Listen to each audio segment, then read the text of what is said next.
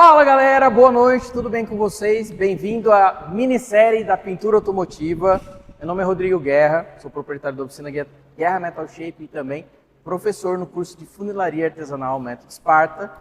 E eu estou aqui junto com meu amigo Gerson, conhecido como Grande, Grande? Sim. Para trazer essa semana de preparação e pintura automotiva para vocês. O Gerson aqui é um grande especialista, não gosta muito, é modesto, não gosta muito que a gente fale assim, mas tem que reconhecer. E é uma pessoa muito disposta a ensinar, a entregar o conteúdo, a passar o conhecimento para frente. E isso é extremamente importante, a gente tem que compartilhar o nosso conhecimento com outras pessoas. E essa semana de aula aqui vai ser tenho certeza que vai ser um divisor de água para você que está acompanhando, independente se você já é um profissional, se você está querendo entrar no mundo da preparação em pintura automotiva. Quem já acompanha meu trabalho sabe que para fazer uma boa funilaria, para fazer um bom trabalho de restauração, de customização, exige certos cuidados, exige um passo a passo e técnica, porém, de nada vai adiantar um bom trabalho na restauração, na customização, se não tiver um bom trabalho de preparação e pintura no final. Uma preparação e pintura, né, Gerson, tem condição, né, Grande, de ou melhorar um trabalho ainda mais, ou até de piorar um trabalho bem feito, né? Sem dúvida.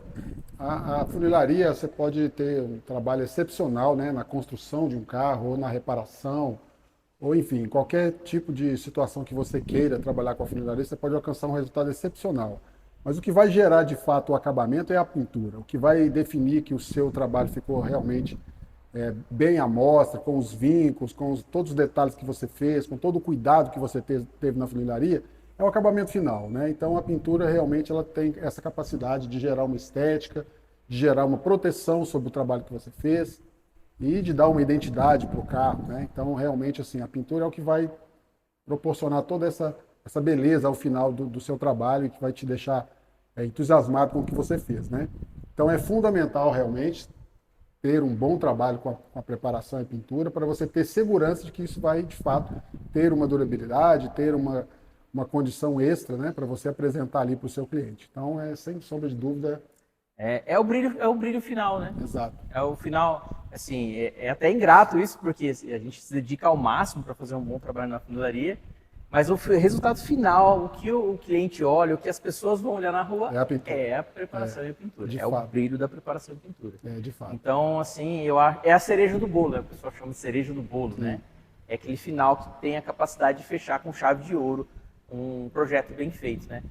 O Grande, mas faz o seguinte, ó, se apresenta para a galera também, né? Fala quem você é, como que é o seu trabalho lá. Bom, pessoal, meu nome é Gerson, eu estou nesse ambiente de pintura automotiva praticamente desde a adolescência.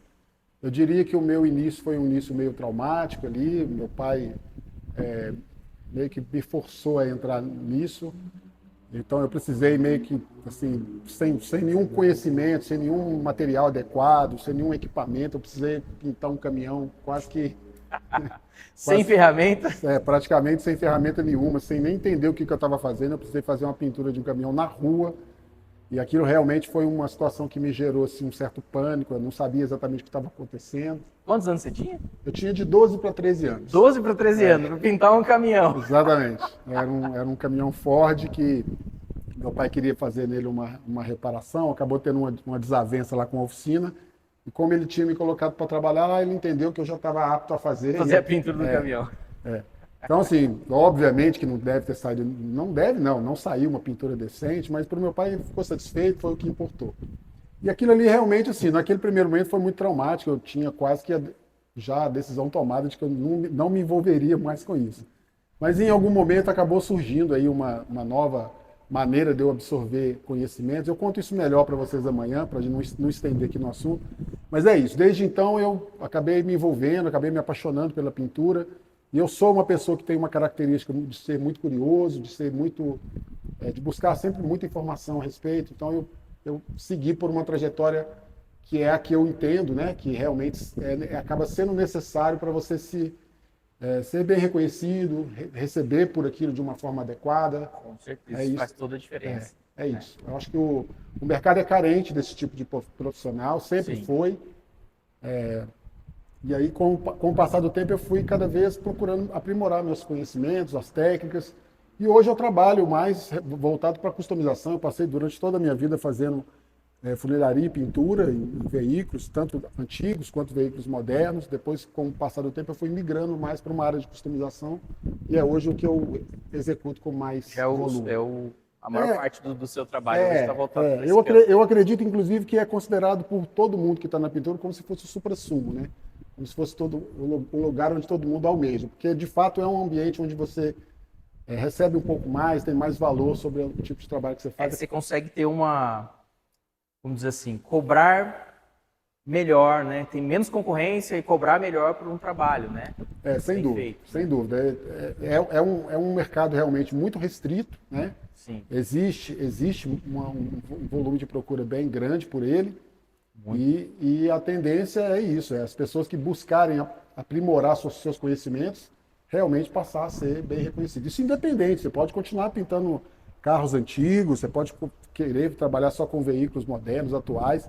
Em qualquer ambiente da pintura automotiva você consegue ser bem remunerado, desde que você, obviamente, procure se diferenciar dos demais, né? O mercado está cheio de pessoas que estão trabalhando com isso, mas também tem um monte deles, uma boa parte deles reclamando, dizendo que não são valorizados e tal. Então, é aí onde é que eu considero que é o diferencial. E esse é o ponto X. Você falou uma coisa que é extremamente interessante, assim, que eu vejo também em mim essa característica, que foi que mudou o jogo para mim, sem sombra de dúvida, e você tem essa característica também, que é buscar o conhecimento, né? Você ir atrás de informação, ter a curiosidade, né? Nunca deixar de aprender, né? Sim, sem dúvida. Isso com certeza é o ponto-chave que muda o jogo. Você comentou que você teve uma oficina também, né? Uma oficina lá atrás, Não, de público mais largo, né? Sim, Qual foi, assim, no ápice do movimento da sua oficina, que tinha de carro por semana? Assim? Era uma oficina realmente muito grande, com uma equipe bem grande dentro dela também, eram em torno de 40 carros semanais. 40 carros semanais.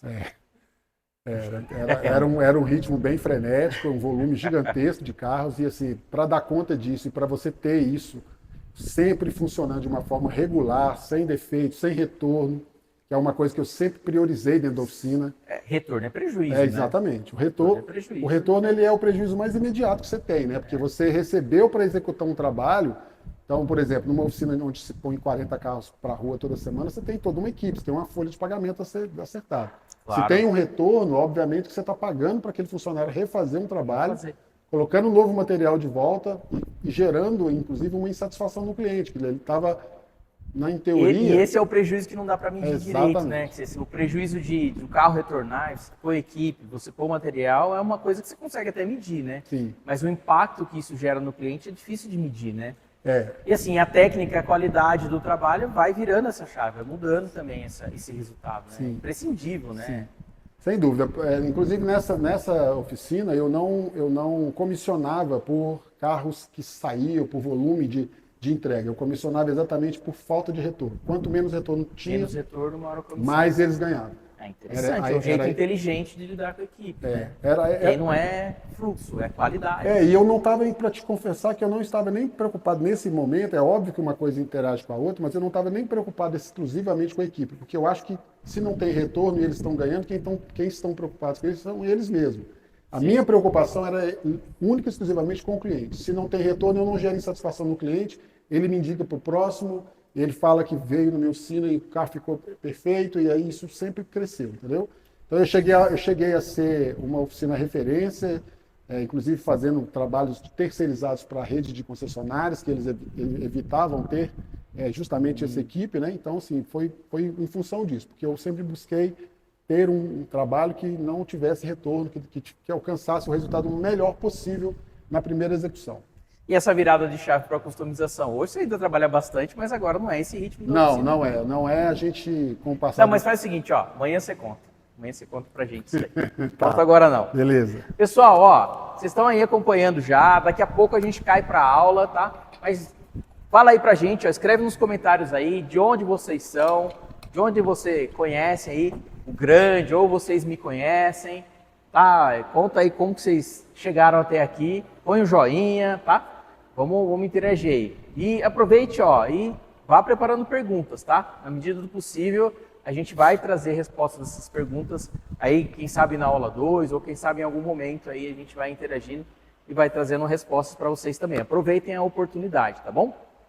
Bom, Grande, o que a gente vai ver na aula de hoje e na aula de amanhã dessa minissérie? Bom, na aula de hoje a gente vai falar basicamente sobre 3 temas que eu acho que podem ser abordados de uma forma simples, mas que gera, né, um demonstrativo de problemas que acabam ocorrendo e que às vezes passa desapercebido, ou por falta de conhecimento, ou às vezes até por uma certa negligência de profissionais mais antigos, né? Então, o primeiro tema que eu me proponho a falar é sobre carepa de laminação, que é um fenômeno que, com toda certeza, você sabe, está muito ligado aí à sua... Perfeitamente. Né? Você está muito ligado ao seu trabalho. O segundo tema é um tema também que é um pouco espinhoso, a grande maioria das pessoas tem uma certa aversão a ele, que é poder falar um pouco também sobre o processo de aplicação de massa poliéster, que envolve a modelagem, né, a criação ou a reprodução novamente dos vincos, dos detalhes que a carroceria acaba tendo, né? E a gente também... Importante. E eu queria também tocar num ponto que eu percebo também pelas visitas que eu acabo fazendo nas oficinas e tal, que eu noto que falta um pouco de informação sobre esse tema, que é sobre abrasivos, né? Então, isso gera defeitos assim, significativos na preparação de pintura. As lixas em específico. Exatamente. Poderíamos falar até mais sobre elas mesmo, as lixas manuais ou, no máximo, as que são utilizadas no processo roto-orbital. Mas, de fato, são problemas que eu vejo assim, que por falta realmente da pessoa ter um entendimento sobre o que é, de fato, pode gerar um... E é um detalhe que, às vezes, é do jogo, né? Sem dúvida. Legal. E amanhã? Então, amanhã nós vamos falar sobre pistola de pintura, e aí eu vou dar aqui um panoramazinho bem rápido, mas ao mesmo tempo que seja muito eficiente para você decidir como é que você escolhe um bom revólver, tipos de bicos que são utilizados. Nós podemos também falar sobre ajustes, como que é feito, como que funciona de fato um revólver, para você ter um pouquinho de conhecimento sobre isso, né, e poder executar isso no seu dia a dia. Faz uma diferença absurda na sua pintura. Na escolha principalmente do revólver, mas mesmo que você tenha um revólver que não tenha sido ali a melhor escolha, ou porque por uma questão financeira você não pôde comprar um revólver, digamos assim, top de linha, né? Ainda com um revólver intermediário você consegue um acabamento muito bom, desde que você consiga fazer bons ajustes com ele. Então nós vamos falar também sobre cuidados em relação a toda a cadeia, né, de ar, desde a hora que ela sai do compressor até o momento que ela passa pelo revólver, então, para, digamos assim, executar de fato ali a pintura. Então tem toda uma característica aí desse caminho que pode interferir diretamente em vários tipos de defeitos que ocorrem na pintura, e isso gera um monte de desgaste, né? Gera retrabalho, gera, de novo, insatisfação com o cara que está executando, seja o pintor ou o dono da oficina, gera insatisfação também com o proprietário, até desvalorização com carros, dependendo do carro que você estiver trabalhando. Uma linha premium de carro, por exemplo, defeitos oriundos desse mecanismo aí da passagem do ar pode gerar realmente um problema. E nós vamos aproveitar também para poder falar um pouquinho sobre polimento, que é o que vai, de fato, gerar o acabamento da pintura, né? A pintura é o acabamento da funilaria, mas o polimento é o acabamento da pintura. E o polimento temos, inclusive, uma questão muito interessante para falar sobre ele, digamos que sobre um ponto negativo. Porque sobre o ponto positivo, ele é o que vai realmente gerar aquele brilho final, realce, né? O realce de tudo que você fez. Mas sobre o ponto negativo que eu posso falar do polimento é o seguinte: o polimento ele não é uma parte paga do processo, né? Se você trabalha, por exemplo, com a seguradora ela paga desde a capotaria, que vai fazer a desmontagem de todas as partes do carro, ou a parte mecânica, por exemplo, a remoção, vamos imaginar aí, de um conjunto motriz, para você acessar ali as longarinas e trabalhar aquilo ali. Ela vai pagar pela funilaria, ela vai pagar pelas peças que são substituídas, ela vai pagar pela preparação, vai pagar pela pintura, mas ela não paga pelo polimento. Então, ou seja, o polimento ele é um trabalho que você tem que dar, dependendo, logicamente, do que você fez de pintura. Pode ser um polimento fácil, simples de ser feito, ou pode ser uma tarefa extremamente trabalhosa e que você não é remunerado por ela. E se você parar para pensar, o seu cliente também não paga o polimento. Ele leva o carro até você porque teve um dano, teve um defeito que ocorreu ali, que você vai precisar fazer o reparo, mas ali está considerado funilaria e pintura.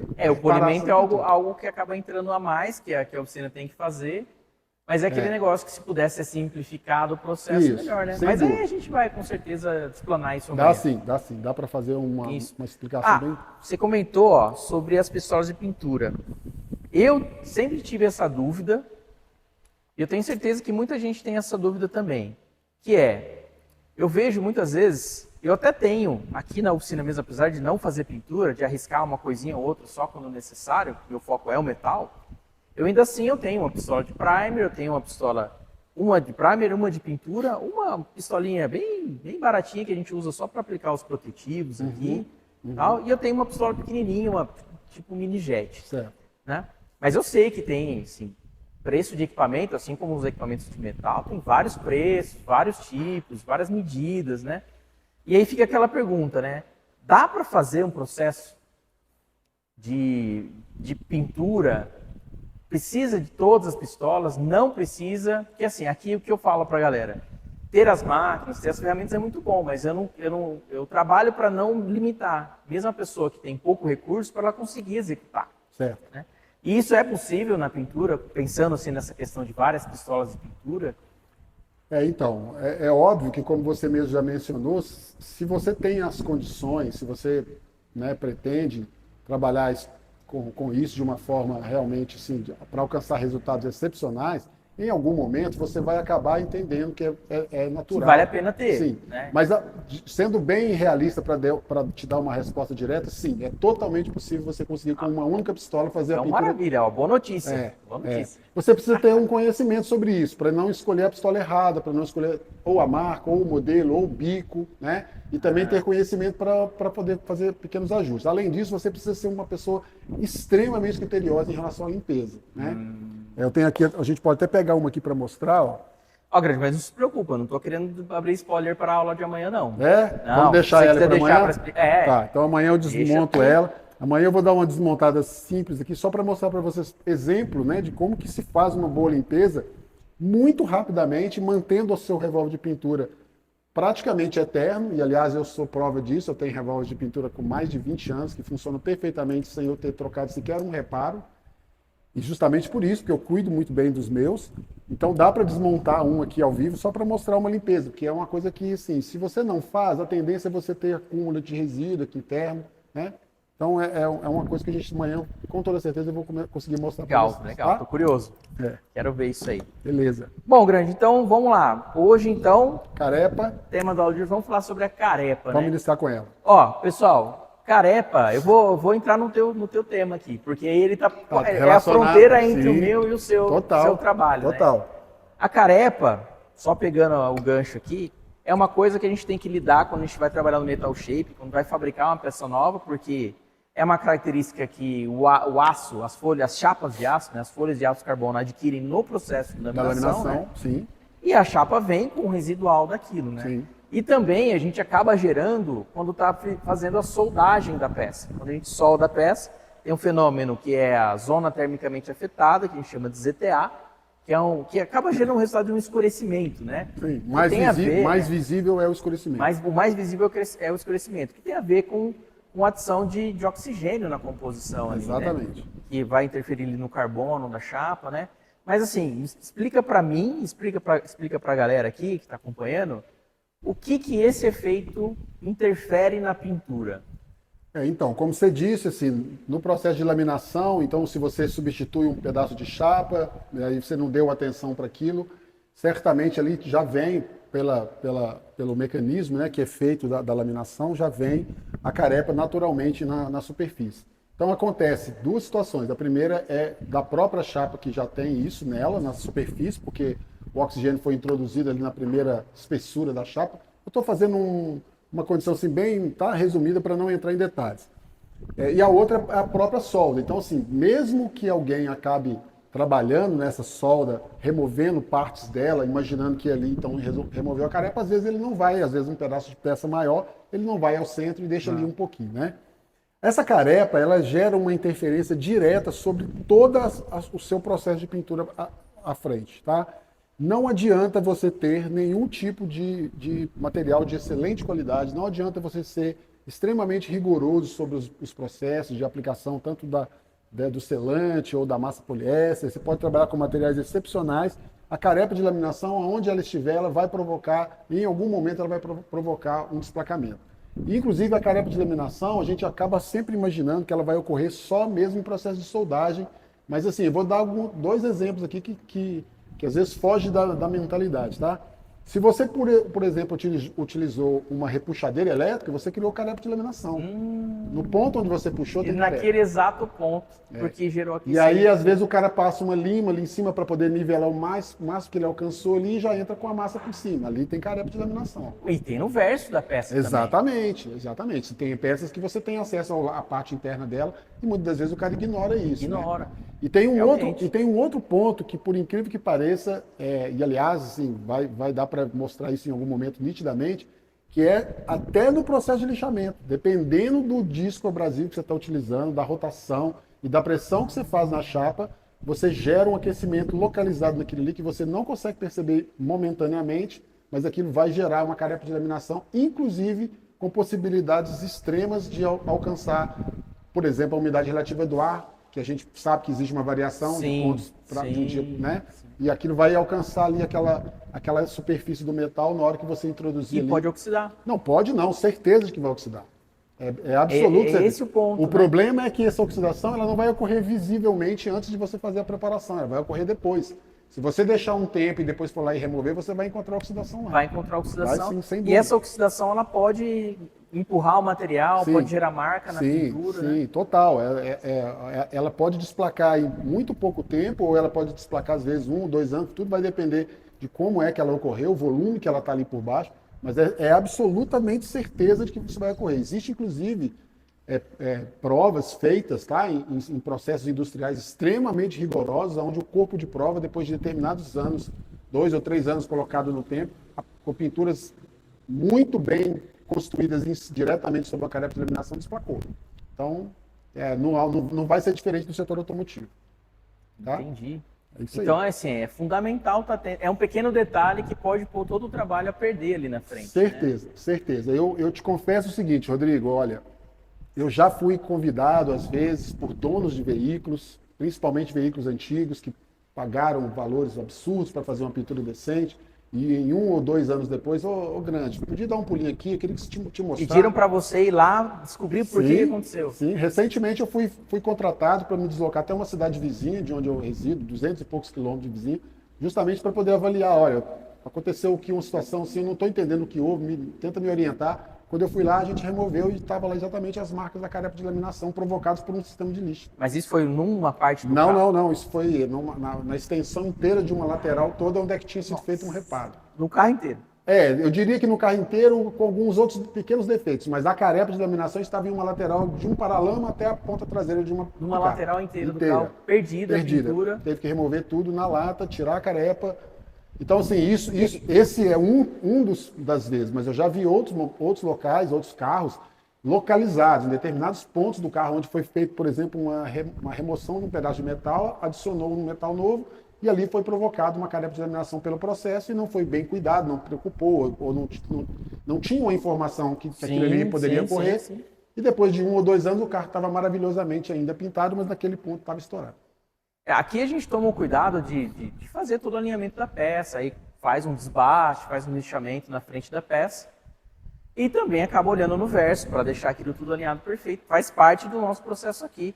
Mas eu confesso para você que eu já vi muita gente ignorar totalmente isso.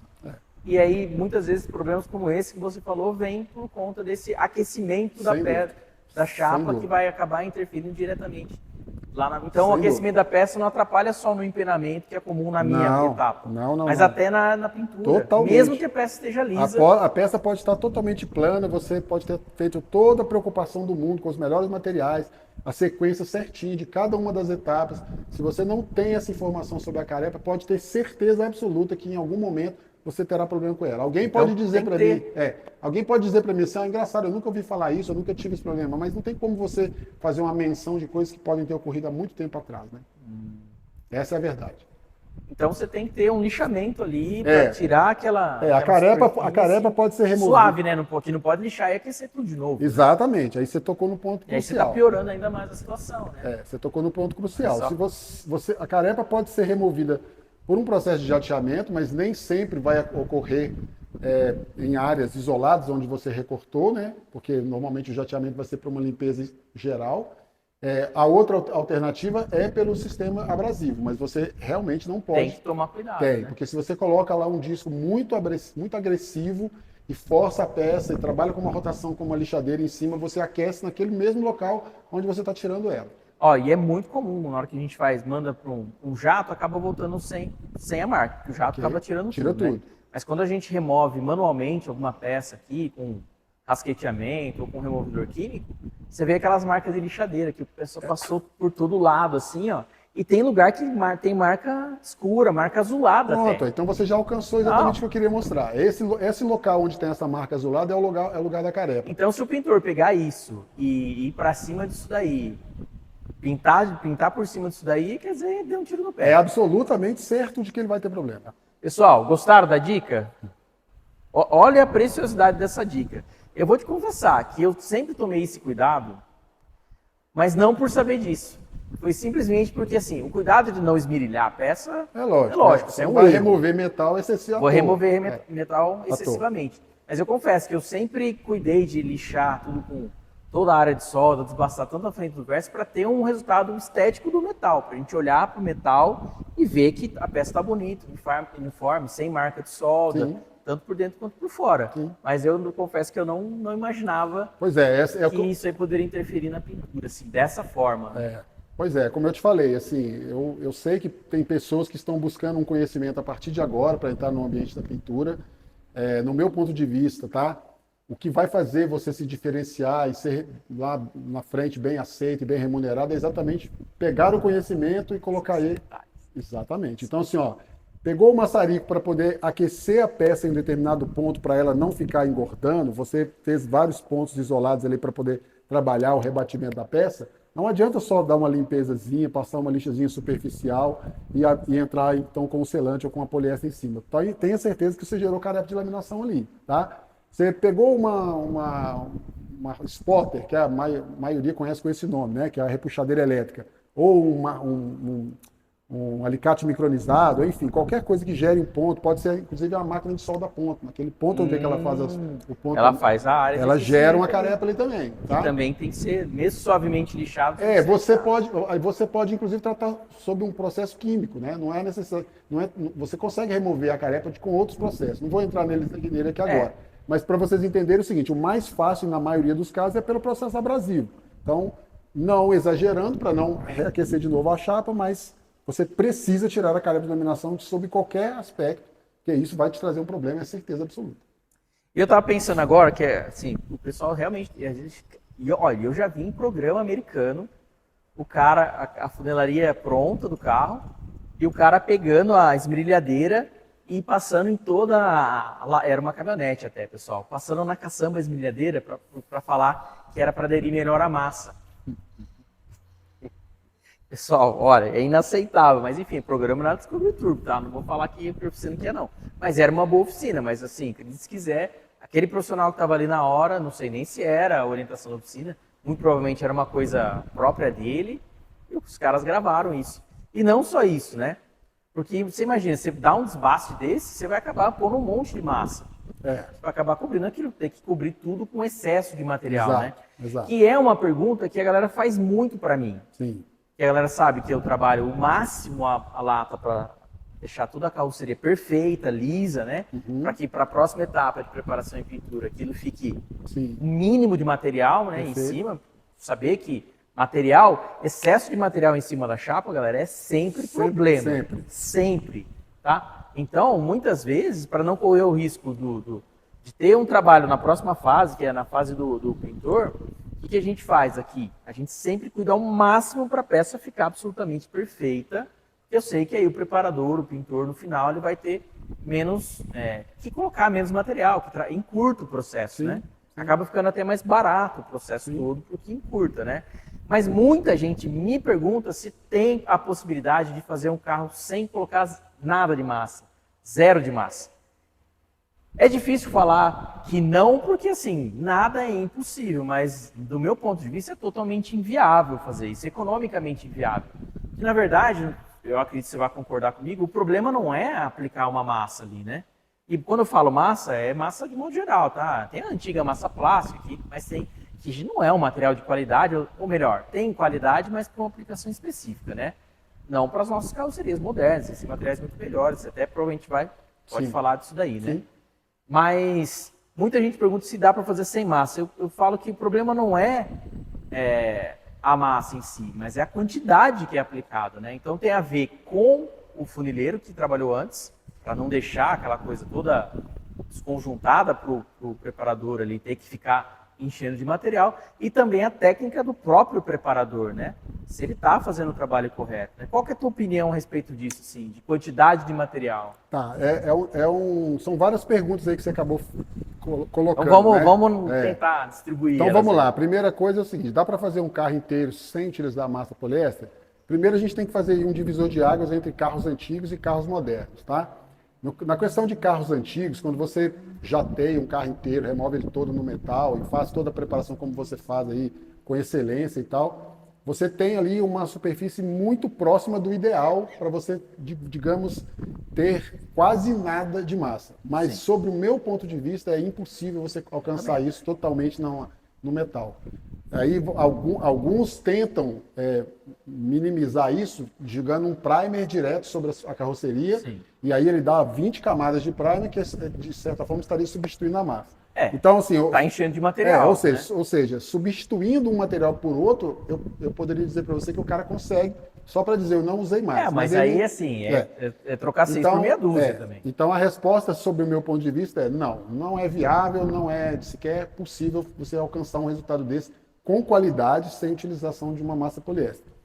Falando sobre carros modernos, eu já diria que sim, é possível, porque você vai lá e substitui a peça, né? As peças dos carros modernos você encontra para trocar, não faz nem muito sentido. Dependendo do tipo de reparo que você está fazendo, o melhor é que você substitua a peça. Afinal de contas, ela existe para comprar no mercado, né? Não tem por que você ficar ali enchendo ela de material. Se é um amassado que você conseguiu fazer uma reparação decente nele, vai aplicar só um pequeno volume, ok, está tudo certo. Mas se é algo que realmente a peça já não tem mais aquela condição, até pela estrutura, pela formato como ela é construída, por tudo, pela espessura de metal que tem ali, então pode ser que às vezes com o seu processo de funilaria você chegue a um ponto de raciocinar, não justifica, substitua a peça. Então nesse caso sim, é possível você fazer um processo sem aplicação de massa.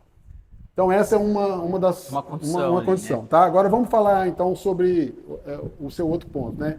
Massa plástica, ela nunca foi feita, na verdade, para o setor automotivo. A massa plástica ela é utilizada no setor de construção civil. Ela foi adequada para o setor Ela não nasceu para os carros, então? Não, nunca foi.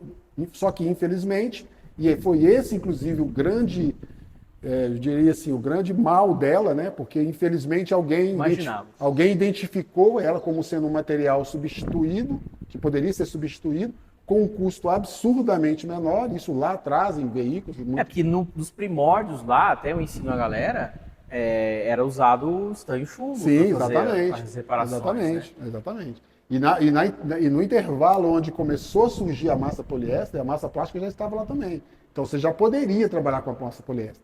Claro, existiam dificuldades. Lá atrás. Lá atrás já sempre existiu a massa poliéster. Não sabia disso. É isso aí. Então a diferença está aí. O problema da massa plástica é porque ela acabou chegando no mercado automotivo por uma situação realmente de custo. Então e aí, obviamente, né, os profissionais mais antigos começaram a utilizar ela com grande volume, porque ficava mais fácil aplicar ela do que o estanho.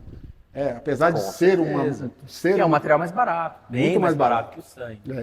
E aí, o que acabou ocorrendo foi o seguinte: o excesso desse material, porque apesar de ser um material extremamente duro comparado com o que a gente utiliza na massa poliéster, ele era mais fácil de ser trabalhado para você dar acabamento do que o estanho, você alcançar os nivelamentos, os contornos. Então, eles começaram a aplicar um volume muito excessivo para alcançar um resultado satisfatório, só que isso desplacava, isso quebrava. Isso trincava, ela não tem flexibilidade, ela não foi feita para isso. Essa é a verdade.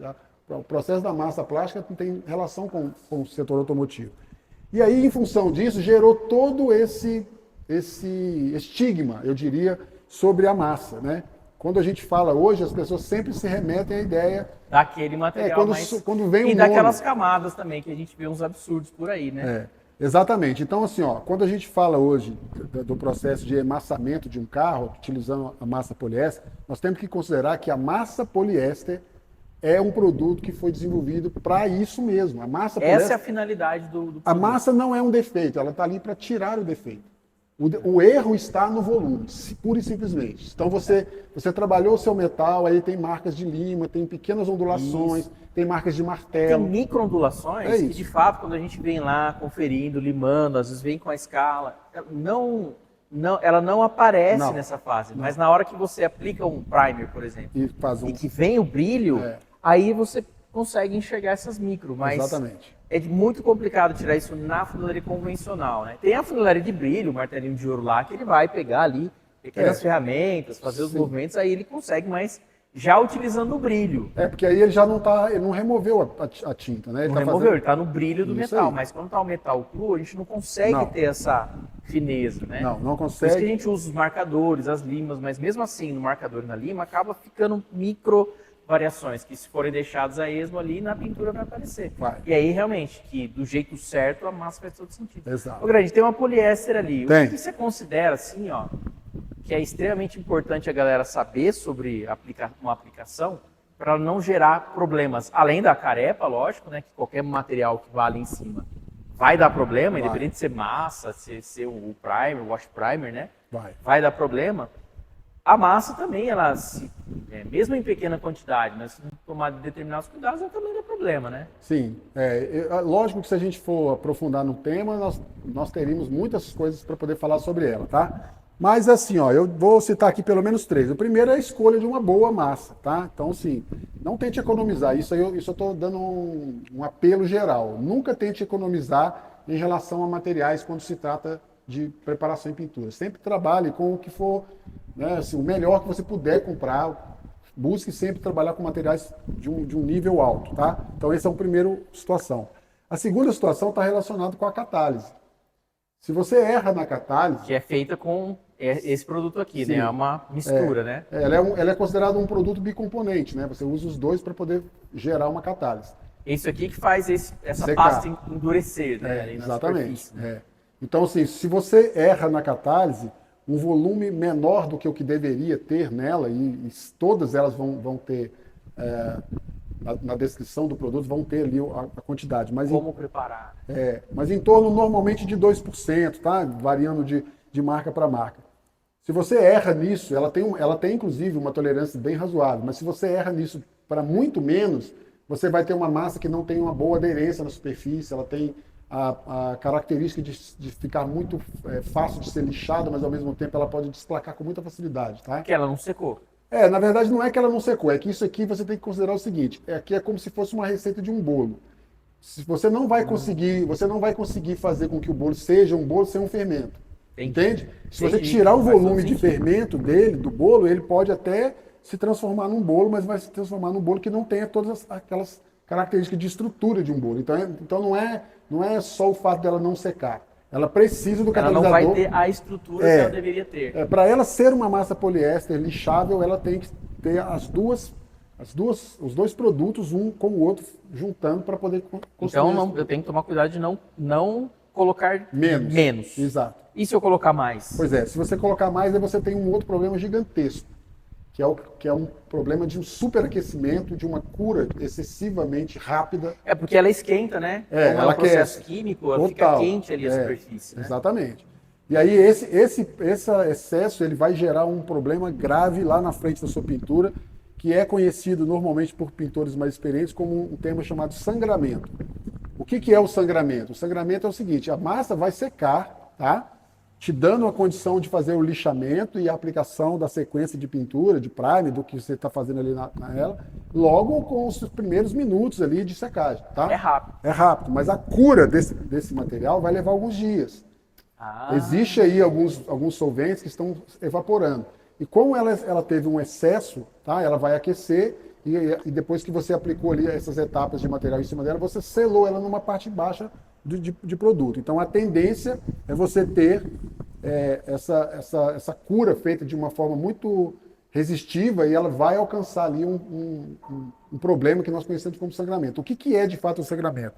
É uma mancha diretamente em toda a extensão do formato onde você aplicou a massa. É porque o catalisador ele acaba. Exatamente, é isso aí. Exatamente. Você sabe que no estanho acontece a mesma coisa? Sim.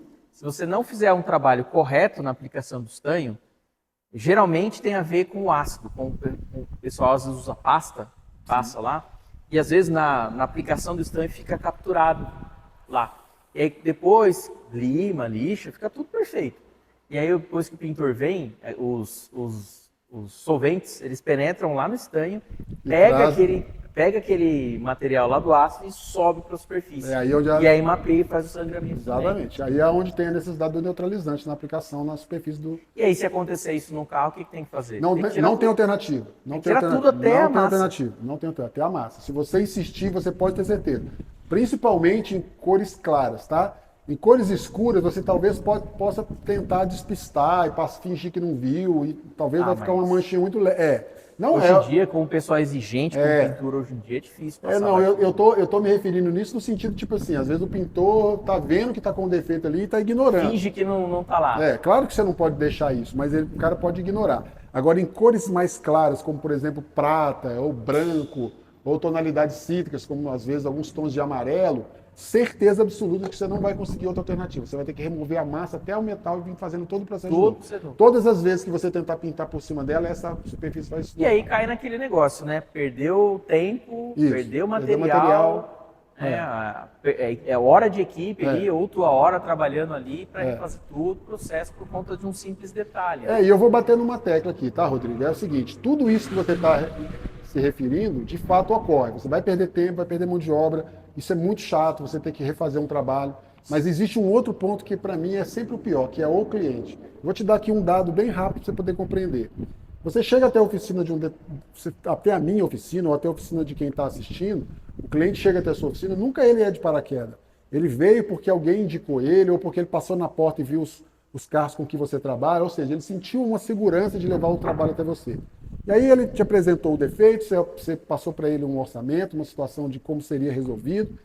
Ele, obviamente, negociou com você aquilo ali, mas confiou o trabalho ali. Você agendou a data, ele se programou, então, para ficar sem o carro, vamos considerar aqui um serviço rápido, uma semana, tá? Entre desmontar, fazer a funilaria, preparar, pintar, montar, polir de novo. Em torno de uma semana para um serviço mediano. Alguns podem ser até mais rápidos, mas em torno disso, tá bom? Bom, esse cara então, depois de uma semana, pega o carro, volta para casa, efetua o seu pagamento. Alguns dias depois ele encontra um defeito como esse, por exemplo, que você entregou para ele. Ali, para mim, é um problema crucial. Por quê?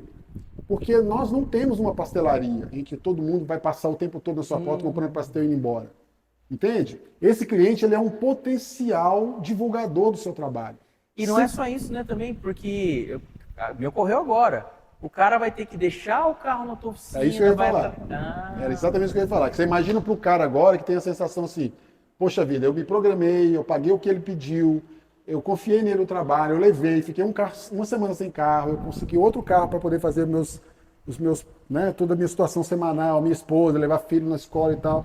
E aí agora eu vou ter que voltar lá de novo. Quer dizer, se ele recebendo pelo serviço, ele deixou assim, imagina agora que ele vai ter que refazer sem receber. Então é nesse momento que às vezes ele não retorna, às vezes ele acaba preferindo pagar para outro fazer, ou deixar do jeito que tá. Então, às vezes. E obviamente se ele não volta na sua oficina, ele também não vai te indicar. E você também não consegue medir, né? Não, e aí é onde é que vem aquela pessoa que costuma te falar com você assim, eu nunca tive problema com isso. Não teve problema porque o cliente não voltou para reclamar, preferiu buscar outro profissional. E o cara não sabe por que ele não é valorizado. Justamente porque o cliente está indo buscar uma outra oficina em que ele confie mais. Pois é. Faz todo sentido. E aí, finalizando ainda sobre esse assunto da massa, como eu disse, falando somente de 3 pontos, o outro ponto é onde você aplica a massa, né? Existem ainda algumas pessoas que insistem em aplicar massa sobre materiais, né? Sobre tinta velha, sobre às vezes em cima de selantes, de primers, e infelizmente isso vai trazer problema em algum momento, tá? O pessoal me pergunta muito isso. Eu posso aplicar massa aqui? Apesar de não ser a minha especialidade, muita gente vem me perguntar. E o que eu falo sempre? Segue o manual do produto, né? O produto está falando que tem que ser assim? Faz assim, né? Segue o produto, né? Porque é muito complicado a gente ficar inventando coisa, né? Você falou o pessoal, infelizmente, por aí tem mania de ficar inventando um jeito novo de fazer as coisas. Pode ser que alguma coisa dê certo? Pode ser que alguma coisa dê certo. Lá na frente até a indústria acaba transformando um produto novo, alguma coisa. Mas, em geral, dá errado, né, Grande? Então, como você mesmo disse, né, a indústria está sempre atualizando. O que eu estou dizendo aqui hoje pode ser que amanhã não seja uma verdade absoluta, mas até o presente momento eu posso afirmar com você com toda segurança. Se você não quer ter problema com massa poliéster, massa somente em cima do substrato. E, obviamente, o aço, né? O aço cru ali. Não é só o aço, aí vai depender da sua superfície que você está trabalhando. Pode ser um plástico, pode ser o que for. Claro que tem massas para cada tipo de substrato, né? Você não vai pegar uma massa. Tem isso também, tem diferentes massas. Tem massas com cargas de alumínio, tem massas com fibra de vidro, tem massas específicas para plástico, elas têm mais flexibilidade, mais aderência a esse substrato. Então, você pode usar sim a massa poliéster, mas com essas individualidades, tá? E levando em consideração o que eu disse, existe possibilidade de você utilizar? Sim. Eu recomendo? Não.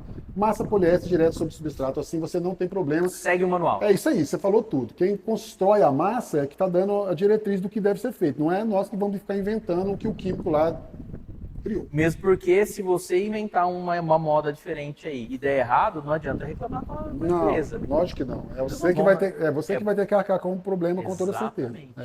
Exatamente. Vou contar um negócio para você. Uma vez eu estava no evento dos mais famosos aqui do Brasil, eu vi um Cadillac.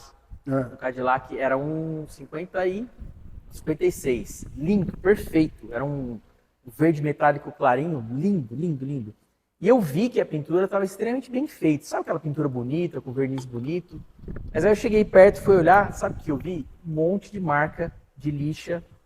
Bem, sabe aquela área em cima do farol? Lá o farol tem aquela projeção, né? Pra frente, assim, né? Parecia até que aqui o topo ele estava meio lixado, meio de ângulo, assim, ó. E marca de lixa embaixo da pintura. Você via que a pintura estava uniforme, estava perfeita. Mas embaixo tinha marca de lixa. Por que acontece isso, marca de lixa? Porque assim, ó, eu já conversei com outras pessoas, falaram para mim assim, porque terminou lixando com uma lixa grossa. E eu sei que não é isso, porque assim, não era tudo com marca de lixa, era alguns pontos. E o que você me fala assim que tem de importante a respeito das lixas, que é o primeiro ponto para a galera estar atento, assim, como dica valiosa para a galera levar para casa dessa aula aqui? Tá, de novo eu tenho 3 coisas isso para poder ficar bem resumido. Tá? 3? Nunca é uma coisa só. Não tenha dúvida. Só de marca de lixa daria para fazer umas 6, talvez, tá? Mas só o fato de você ter medido que não estava em toda a extensão, que estava em locais pontuais, eu vou dizer que talvez o seu problema, e aí eu estou dizendo realmente... Meu não, porque não foi o que fiz. Talvez o problema, eu vi. Talvez o problema que você visualizou, e eu estou afirmando que logicamente eu não vi, mas ele estaria relacionado muito mais com uma etapa que foi cortada em um corte para o próximo da lixa. Então, exemplo, o cara fez um desbaste no primer com uma lixa 220. Às vezes ele utilizou um primer de enchimento, exagerou e tal, e depois ele cortou com 220. Quando ele foi remover o lixamento de 220, ele alcançou um bom resultado em várias partes, mas ele negligenciou alguns. E passou batido. Esse para mim é o que normalmente acaba ocorrendo. Ou então ele pula uma etapa, ele tira uma lixa que deveria ser utilizada no meio do caminho e acaba utilizando uma mais acima, e infelizmente isso acaba deixando algumas marcas, né, mais abaixo. Outro erro que é muito comum de acontecer e aí nesse caso até eu não vou poder dizer que é uma culpa direcionada com a atuação do pintor, mas sim com a falta, às vezes, de conhecimento, da informação. Falta de informação. Porque no mundo, existem hoje três sistemas diferentes, já foram 5, tá? Depois um foi abolido totalmente, e o outro acabou se unificando com mais outro e ficou então somente 3. Mas existem 3 sistemas que são definidos individualmente em áreas completamente separadas do globo terrestre, para definir como é o padrão dos abrasivos montados na sua lixa. Então, peraí, deixa eu ver se eu entendi. Quer dizer que o mesmo fabricante ele pode ter padrões diferentes de lixa. Sim, não é normal o mesmo fabricante, mas acontece sim. Pode acontecer. Acontece sim, vou te dar um exemplo do motivo. Com a globalização, os fabricantes de todos os tipos de materiais, aí eu não estou falando só de funilaria e pintura, mas todas as empresas que são mundiais, acabam realmente assim optando por produzir determinados materiais da linha dela, aonde tem um custo menor, seja de mão de obra, seja de logística, seja de distribuição, do que for, tá? Tipo, vai fabricar na Indonésia, na China, na Exato. Índia, nos Estados Unidos, Exato. lugares diferentes do mundo. Então, No Brasil. então para simbolizar isso melhor, então a gente tem aí 3 padrões de lixa, um mais voltado para o setor, mais voltado para o asiático ali, tá? Outro mais para a Europa e outro mais nos Estados Unidos. E aí, vamos imaginar que um determinado fabricante de lixa produza uma classificação de lixa dele no Canadá, outro na China.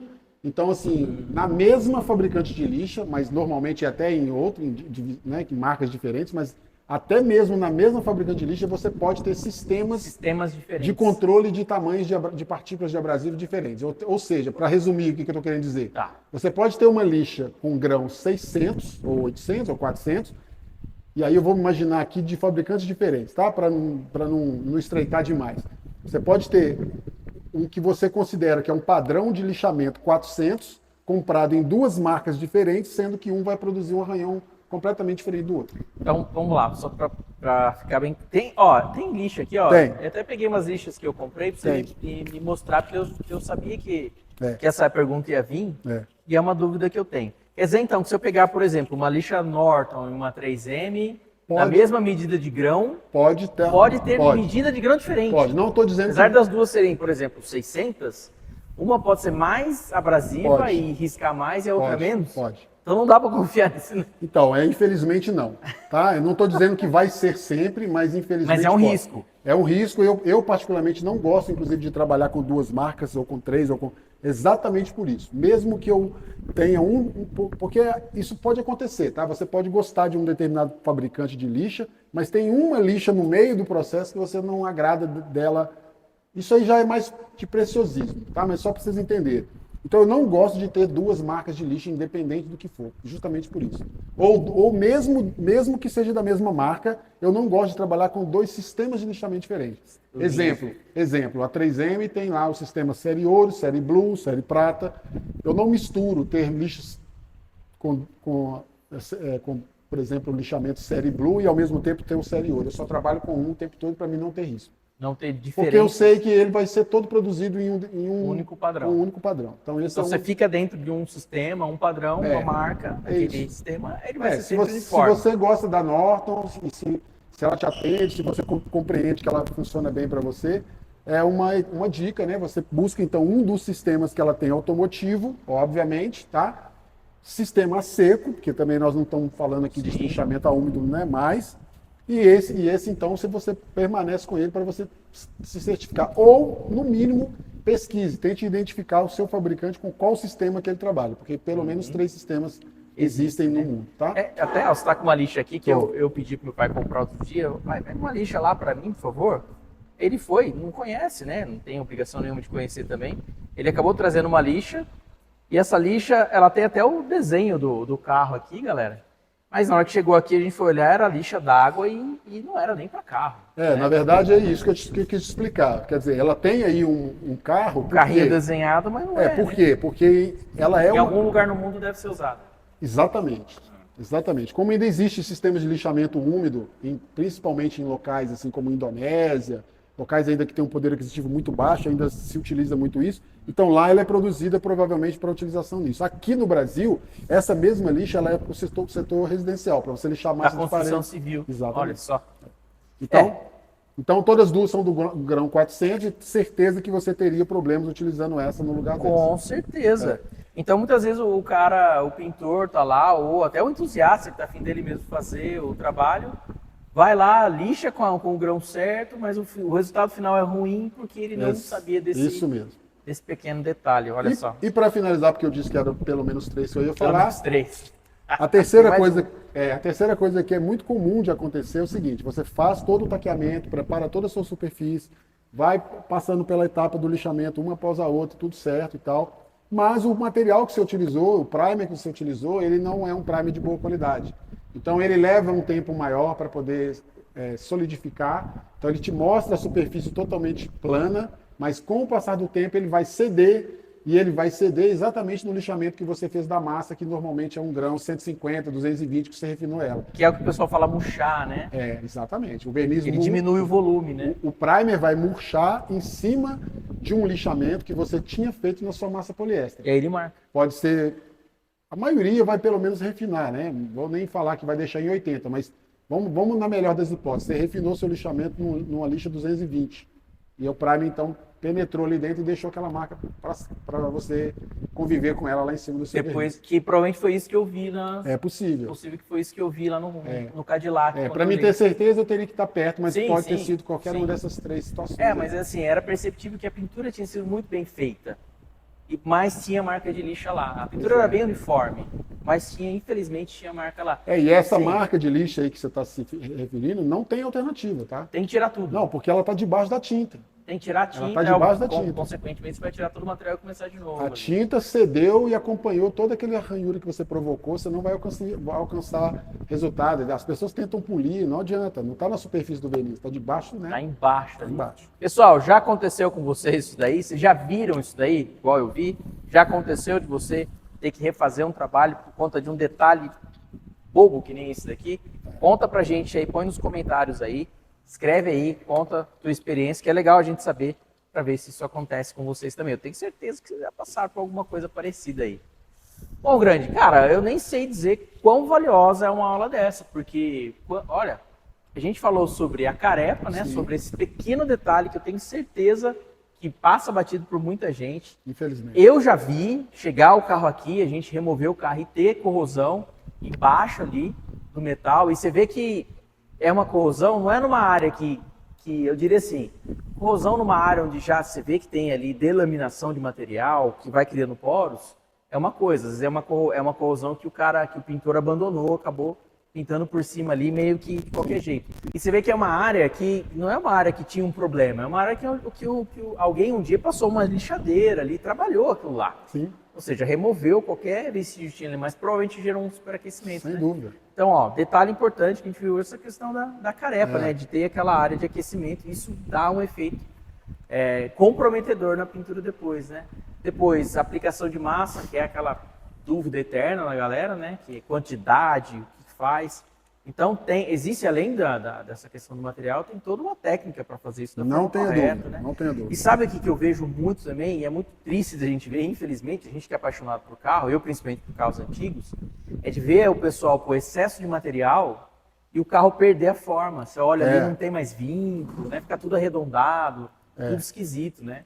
E é técnico isso, né? É uma questão técnica, do jeito que o cara faz para aplicar e resolver o problema, né? Não resta dúvida. Com toda certeza está relacionado com isso. Se a pessoa não tem exatamente ali a maneira correta de como é que ele mantém aquela forma, né, do carro. Mantém a linha, né? Mantém o vínculo. Ou até de novo no excesso de material. É muito comum. A pessoa aplica ali várias camadas de primer, como eu te falei. Então o vínculo que era um pouco mais quinado acaba ficando mais arredondado. Ou ele aplica... Se perde na forma, né? Isso aí. O cara vai colocando excesso de material, se perde, ele nem consegue reproduzir mais. O carro acaba ficando gordo, perde toda a estética. Né? Perde as linhas. O design que foi criado do carro acaba não tendo exatamente... Fica feio. Então, assim, para um carro, principalmente para veículos antigos, de restauração, onde um valor agregado para a pintura é extremamente alto, né?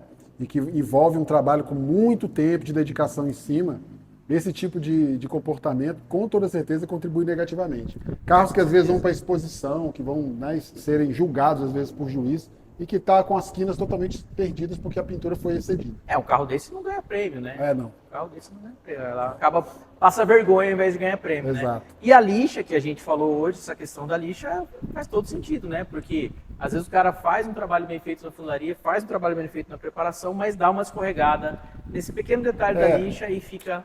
Pois é, marca, e isso é assim, tá, Rodrigo? Para uma pessoa que trabalha, às vezes, numa oficina pequena, que ele mesmo faz todo o trabalho, já muda completamente só o fato dele ter esse tipo de comportamento. Agora, você imagina isso numa oficina de grande porte, uma multimarcas, onde tem um setor de compra, que o cara vai, logicamente, sempre estar tentando comprar o material mais em conta possível. Custos, né? Então, ele acaba tendo lá dentro da oficina dele várias marcas, com vários padrões diferentes. E ao final disso, por causa de um detalhe que vai representar um valor talvez insignificante, você tem um monte de retrabalho ao longo do mês. E não tem padronização no resultado da oficina, né? Não tem. Faz todo sentido. Você às vezes vai consumir mais lixamento, tá? Você vai desgastar uma aplicação de um produto que você colocou, porque você usou a lixa mais abrasiva. E aliás, tem um detalhe que a gente nem mencionou, né? Mas esse mesmo tipo de lixa pode te trazer um problema lá no polimento.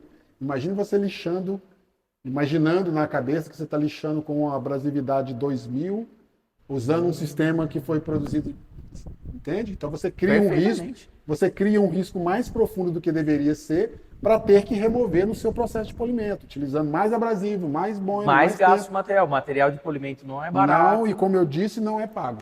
E não é pago, né? Não é pago. Certo. Você faz ele para alcançar um visual estético melhor da sua pintura, mas você não recebe por ele. A menos que seja uma oficina especializada nisso. Né? Ou que você tenha cobrado por um polimento. Aí já não foi o seu trabalho. Mas se você fez uma pintura e aplicou o polimento. E vai polir, ele tá, você não está implícito. Tá ganhando por aquilo, está implícito naquilo, né? É isso. Grande, sensacional, cara. Tenho certeza que a galera vai tirar um baita de um proveito dessas informações. É bobo no que não tirar, porque assim, só essas dicas aqui teriam salvo muita gente de muito prejuízo que já aconteceu. Rodrigo, assim, eu, obviamente, ao longo de toda a minha vida, tive que conviver com esses problemas e tive que detectar onde que isso estava acontecendo. E claro, né, se eu tivesse... Eu venho de outra geração, de outra época, onde a gente não tinha acesso a esse tipo de informação, esse tipo de conteúdo através da internet, né? Claro. Então, certamente que se alguém tivesse me passado isso lá atrás, eu teria economizado. Mas, com certeza, né? Quem que não passou por isso, né? Então... Isso, assim, eu falo sempre pro pessoal, às vezes tem gente que vê a gente dando uma instrução, fala, isso é errado, isso é certo. E a pessoa às vezes fica até ofendida, fala assim, mas você não pode criticar o trabalho de outra pessoa. Não é questão de criticar o trabalho, né? Tem muitos profissionais por aí que eles estão fazendo o melhor que eles podem fazer com o conhecimento que eles têm. Exatamente. Né? E por questões da vida, a pessoa acaba deixando de buscar conhecimento, né? O que é extremamente importante para você seguir fazendo um bom trabalho, né? Eu vejo, pelo menos, do meu ponto de vista aqui do metal, que é uma técnica mais tradicional, apesar de ter algumas novidades, assim, é uma técnica mais estável, vamos dizer assim, no que diz respeito a novidades, né? Mas eu vejo na preparação e na pintura que tem uma renovação meio constante, assim, sempre materiais vindo, né? Sempre técnicas também, por incrível que pareça, assim, isso é um padrão que eu posso dizer que é mundial, tá? A pintura automotiva é um passo a passo, você não consegue fugir dele, tá? Eu diria que ela é uma receita fechada. E ela é em qualquer lugar do mundo. Você não precisa de pensar que no Brasil faz de um jeito e lá fora faz de outro. Não.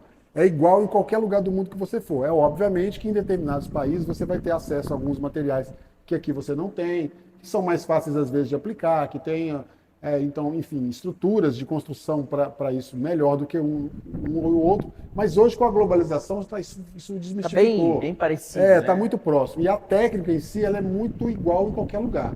A diferença é que vão sendo somadas, né? As experiências, a construção de determinados equipamentos, de determinadas ferramentas que auxiliam. Né? Na minha época, quando eu comecei, não existia, por exemplo, tacos aspirados, né? Sistema que você... Então, assim, isso vai evoluindo. Com o tempo, facilita muito para o trabalho. Hoje, quem tem acesso às informações e aos materiais está podendo conseguir executar muito mais rápido, com qualidade muito melhor, sem se desgastar tanto, conseguindo fazer até com mais volume de carros. Então, tá atualizado, ele representa entregar o material, entregar um trabalho com mais qualidade, mais rápido, com mais economia, né? E com menos retorno, Perfeito. né? Perfeito. É isso. Resume-se a isso, né? Você Sem dúvida. ter um melhor desempenho de forma geral dentro da oficina, né? Exato. E assim, eu vejo... Pessoal, se vocês fazem isso, não fica bravo comigo não, tá? Eu sou só o cara do metal aqui. Eu vejo ainda muita gente lixando com chinelinho, jogando água, né? Poxa, tá na hora de... Tem muita coisa melhor, né? Dá para evoluir, né?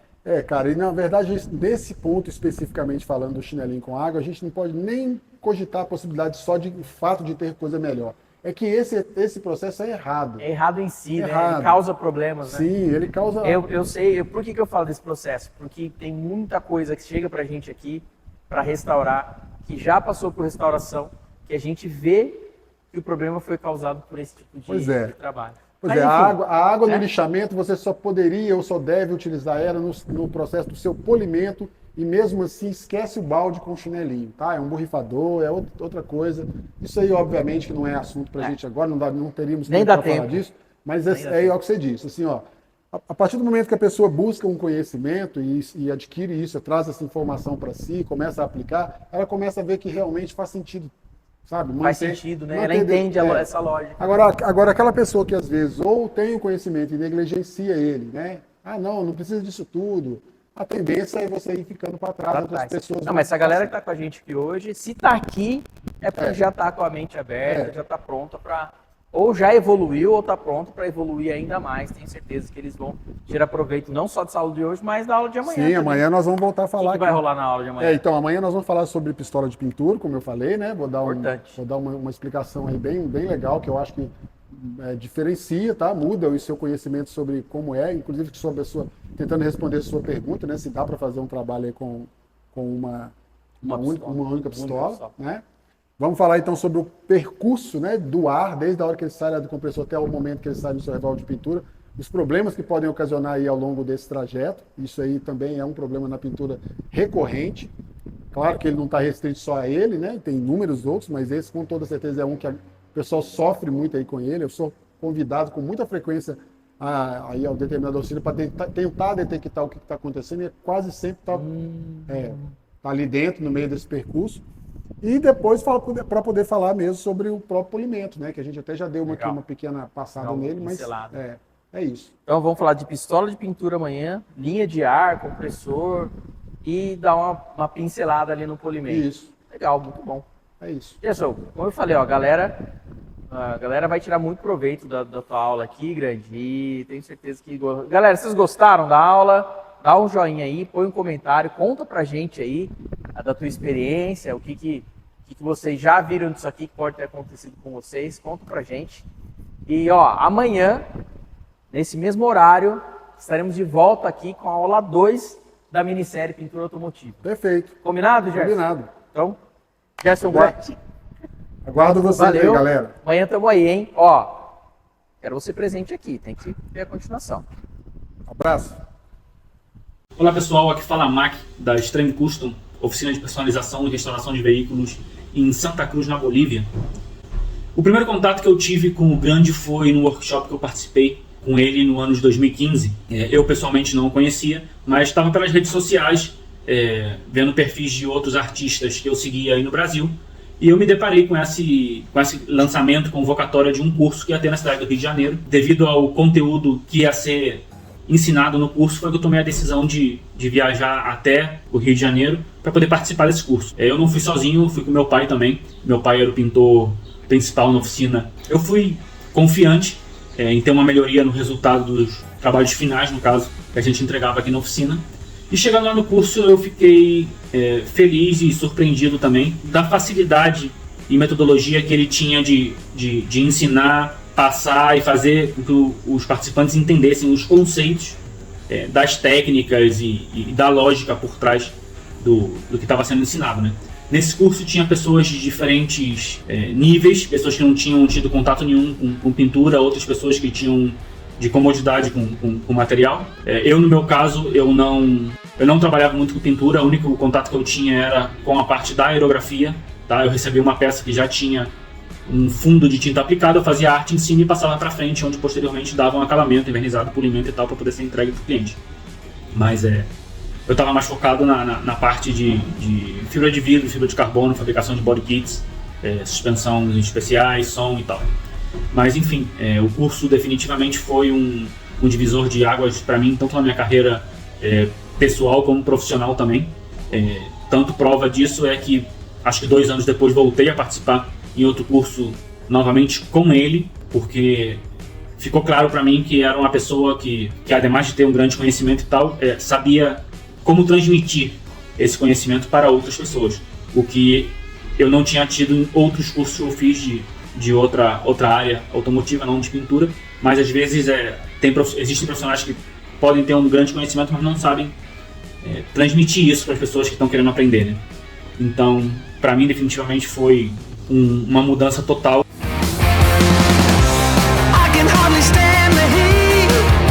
Soaking underneath the sheet, burning like a flame.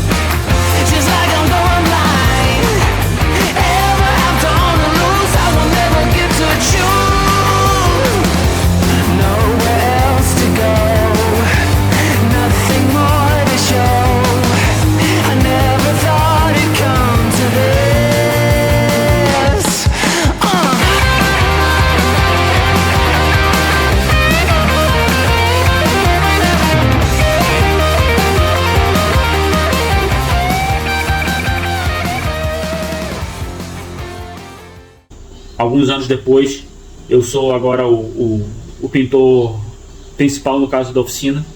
Os trabalhos que nós realizamos são reconhecidos a nível local, nacional e internacional. Hey guys, that Extreme Customs of Santa Cruz, Bolivia. You guys should, or if you ever come out this way, you need to stop by the shop and we'll give you the old grand tour. Till then, peace. Temos tido trabalhos já publicados em páginas aí do Brasil, páginas da Argentina, páginas do Chile.